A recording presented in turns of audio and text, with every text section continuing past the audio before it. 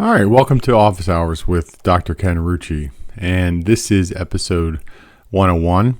I am going to be talking about the Microsoft Secure Future Initiative, or SFI, from an overview perspective, what it is, but we're going to spend some time and get into the details of what actually FSI is, how it is impacting and transforming security across the entire Microsoft organization. At the beginning, SFI started in November 2023 when it was announced, and FSI came about as a result of seeing growing threats from nation-state actors.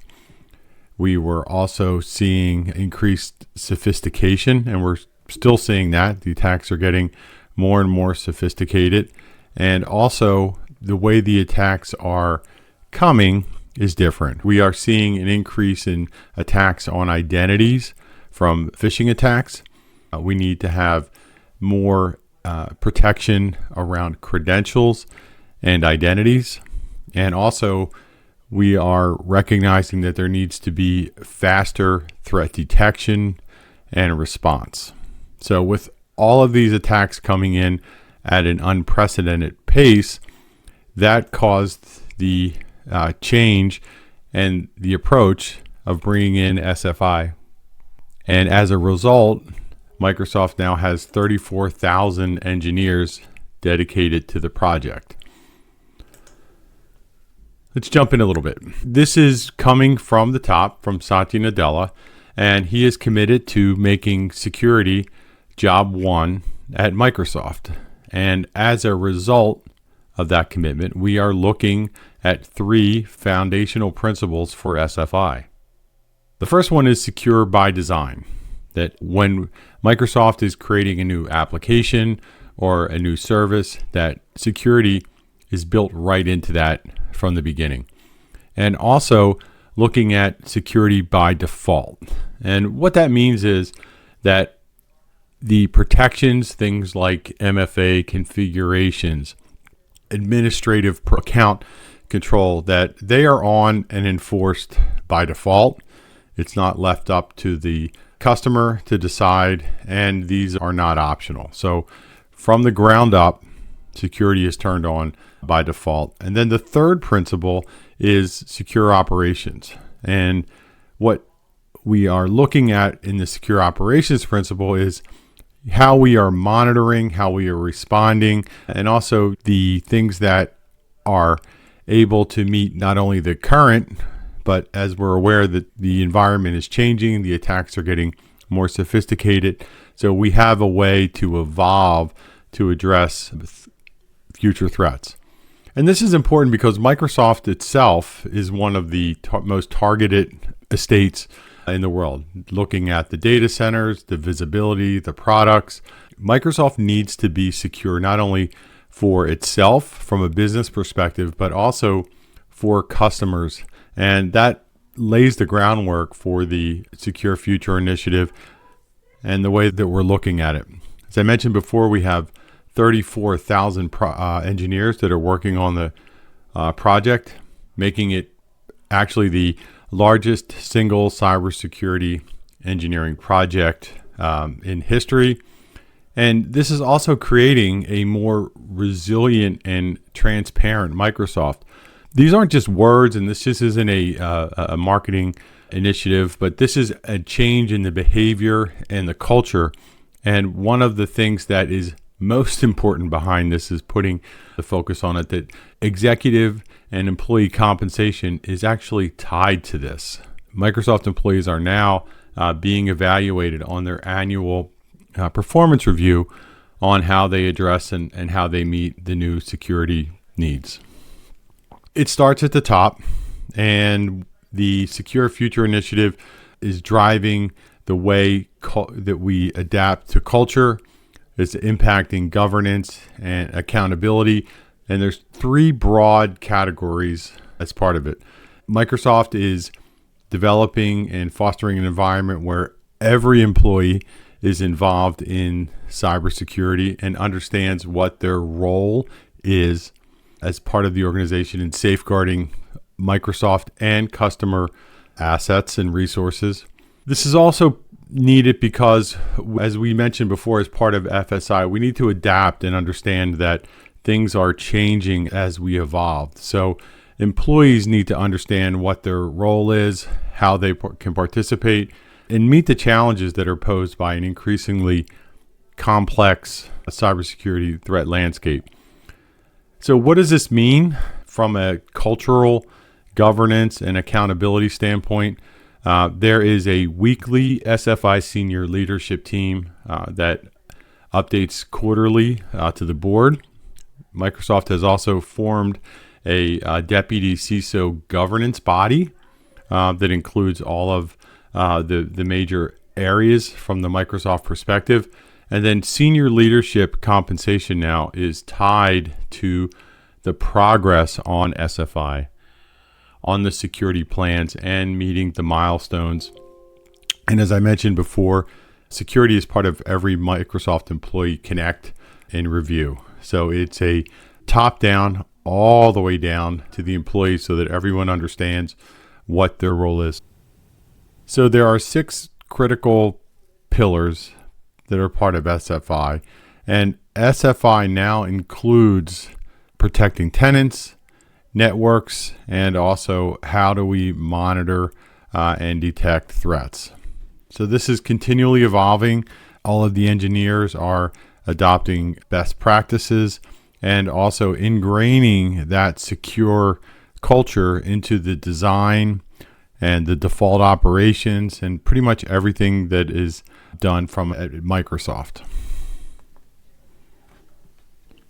So if we look at what are some of the specific changes and how is this driving culture and governance at Microsoft, I mentioned before that we actually formed a cybersecurity governance council, and each of those individual areas has a deputy CISO across various divisions, and each one of those is accountable for a security domain that reports into the CISO.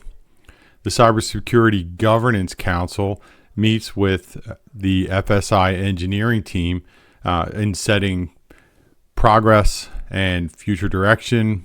And some of the areas where these deputy CISOs operate is Azure consumer. We are looking at customer security, experiences and devices, gaming, identity, Microsoft 365, regulated industries, just to name a few. But you can see that this FSI culture is across all of Microsoft and all of the different divisions. And in May of 2024, Satya Nadella reemphasized that security is a number one priority for Microsoft, and that we are committed to reinforcing and integrating cybersecurity into the senior leadership team, compensation plans, and also all of the employees. So all of the Microsoft employees have a core priority that is evaluated in performance reviews to make sure that we are, as employees, planning, executing, and understanding the governance around the FSI policy. All right, so let's take a look at the individual pillars and get down into the details of what's happening. So when we look at the pillar 1, which is protecting identities and secrets, think of this as the front door to your house. And we want to make sure that we protect the front door, who can get in, and making sure that we are protecting that. So first, we have multi-factor authentication that is mandatory for all new tenants. And there is now turned on phishing resistant authentication for all production environments. Actually have incorporated Azure managed identities, which eliminates the needs for storing secrets and credentials in applications, and develop new security templates that organizations can use to help enforce device compliance.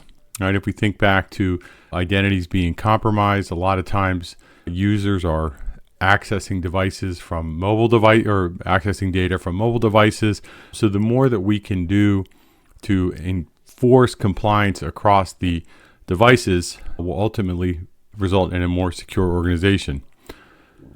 So a great example of this, just to round this out a little bit, when an organization sets up their Microsoft tenant, a new tenant, they automatically get all of the security features that were available but had to be turned on before. This is that secure by default. So this isn't just about passwords and more complicated passwords. It's about creating multiple layers of security that work together seamlessly.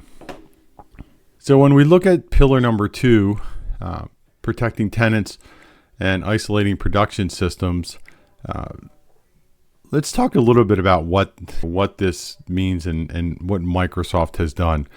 This is crucial because this is one of the most common ways that attackers can succeed by getting into a less secure system and then moving around or back and forth to a system. So here's what this really looks like.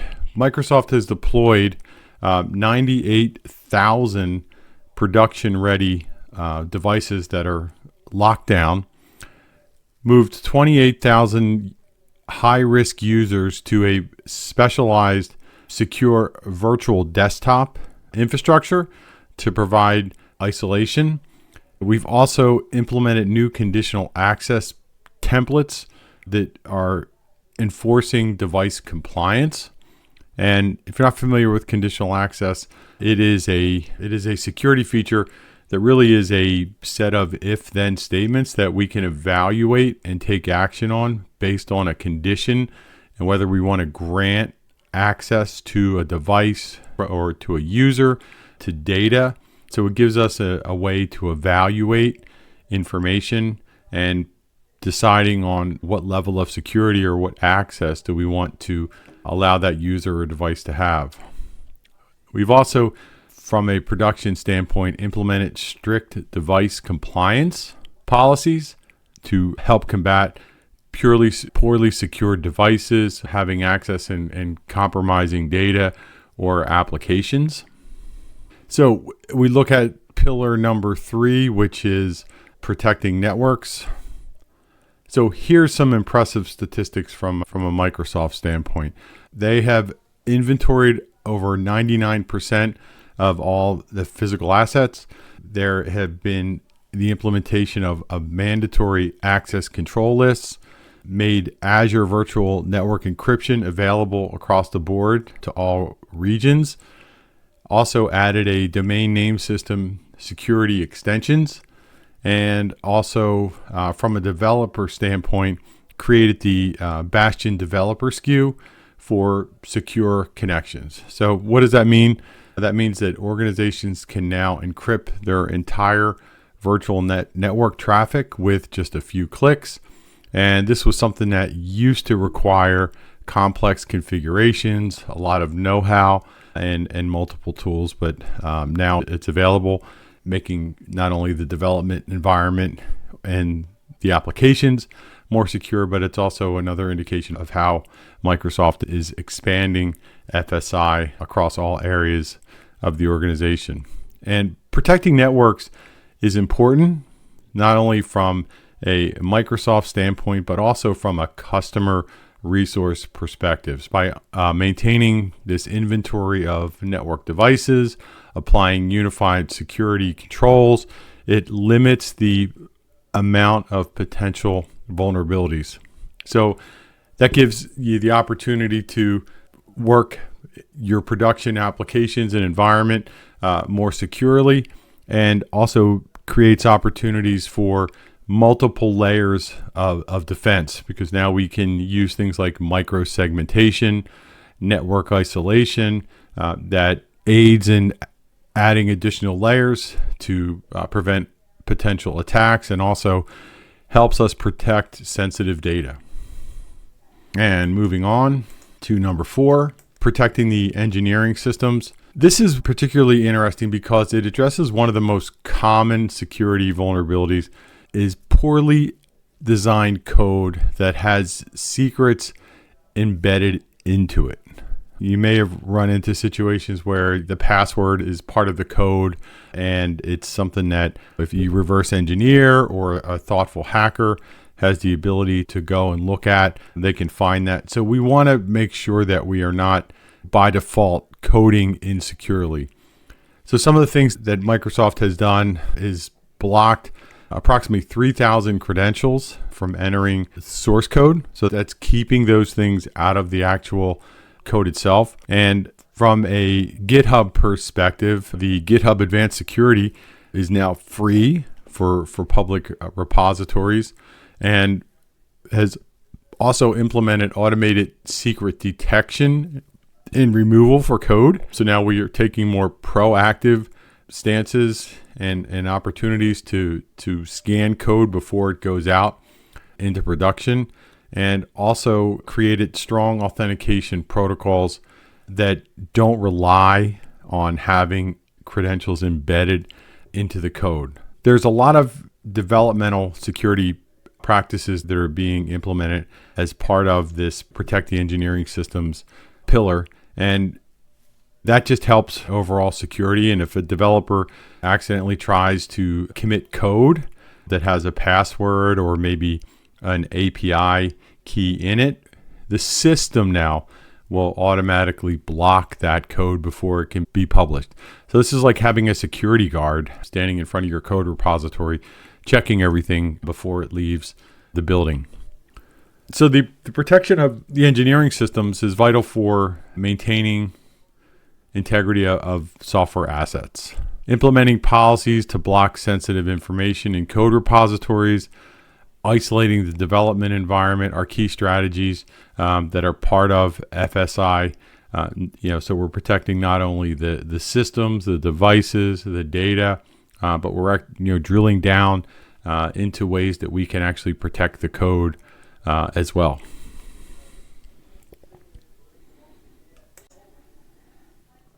Okay, so Pillar 5 focuses on monitoring and detecting threats. And here's some of the things that Pillar 5 incorporates. Expanding cloud logging to include more than 30 types of data. Increasing the standard log retention to 180 days. Internally, we are keeping systems and logs for 2 years. Centralizing log auditing, and incorporating AI machine learning for threat detection. So this means that organizations can track potential security issues across a wider time frame, and also be able to use that information to spot patterns and prevent future attacks. And monitoring and detecting threats is critical for maintaining the security of not only the Microsoft production infrastructure, but also for our customers as well. With over 99% of the network devices now enabled for centralized security log collection, we now have the data to be able to go back and do and support investigations into any cyber attacks or anomalies. And then as we start to leverage advanced analytics, machine learning allows us to stay ahead of potential threats and also proactively respond to malicious activities. So our final pillar in FSI addresses remediation in response, where speed is critical. And being able to accelerate response and remediation efforts is essential in addressing vulnerabilities. And reducing the time to mitigate critical cloud vulnerabilities increases the overall security posture. So Microsoft collaborates with researchers to identify, and that just continually reinforces the commitment to protecting Microsoft customers and communities. And some of the things that specific around this pillar is that Microsoft is now addressing 90% of the high severity vulnerabilities within accelerated timeframes, already publishing common vulnerabilities and exposures, or the CVEs. And although Microsoft was publishing these. We are now publishing CVEs for critical cloud vulnerabilities, whether an action or a user action is required or not. So they're being much more comprehensive and proactive in publishing the vulnerabilities. Also, the notification process for our customers. If there is a customer where we notice nation state activity, that notification process happens faster, and also increasing the communication around security incidents throughout the Microsoft product portals, and now enabling critical vulnerability fixes in just a few hours rather than previously that might have taken days. So all of this response and remediation activities is increasing the security not only from a Microsoft production environment, but also for our customers now, especially for businesses that are relying on the Microsoft cloud for their everyday business, data storage, and also from a compliance standpoint. Microsoft SFI is not only addressing today's threats, as we've talked about through the 6 portals, but also the fact that we are building into that culture the ability to have a much more secure future. And there's a lot of things that go into this, and I know in today's episode we covered a lot of specifics around FSI from an overview perspective, but also what does it mean? And I think from a customer standpoint, we may have heard a lot about what FSI is, but what does it mean? And I think it's important too that from what we've walked through today on this episode, that it is not just a marketing term. There's 34,000 engineers that are working on this. There's also executive compensation, and every Microsoft employee has a security component to their evaluation that brings all of this home. So thank you. I hope you found this helpful, and I'll see you on the next episode.